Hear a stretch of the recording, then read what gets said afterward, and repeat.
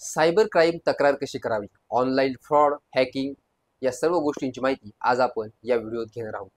तर नमस्कार, मी निखिल आणि तुमचं स्वागत करतो कायदा.com या आपल्या यूट्यूब चॅनलवर.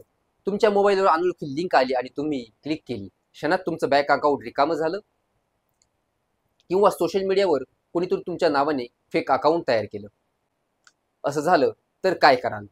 नका, कारण यासाठी आहे सायबर क्राईम तक्रार प्रक्रिया.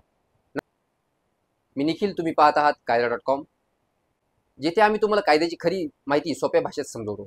सायबर क्राईम म्हणजे काय?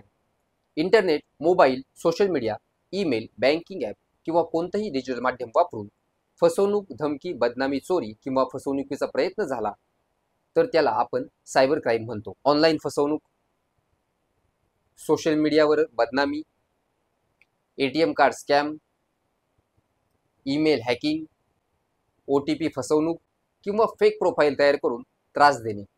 तक्रार कुठे करायची? सायबर गुन्ह्यांची तक्रार 2 मार्गांनी करता येते. पहिला, ऑनलाईन मार्गाने.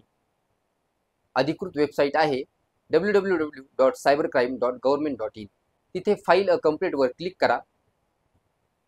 तुमचा प्रकार निवडा, रिपोर्ट वुमन/चाइल्ड रिलेटेड क्राईम किंवा रिपोर्ट अदर सायबर क्राईम. माहिती भरा, पुरावे अपलोड करा, जसे की स्क्रीनशॉट, चॅट, ईमेल आणि शेवटी सबमिट करा. तुम्हाला एक ॲक्नॉलेजमेंट नंबर मिळेल. त्यानंतर दुसरा मार्ग आहे प्रत्यक्ष पोलीस ठाण्यात तक्रार देणे. जवळच्या सायबर क्राईम पोलीस स्टेशनमध्ये जा. जर तुमच्या भागात सायबर पोलीस ठाणं नसेल तर सामान्य पोलीस ठाण्यात तक्रार देता येते. ते तुमची केस सायबर सेलकडे पाठवतात.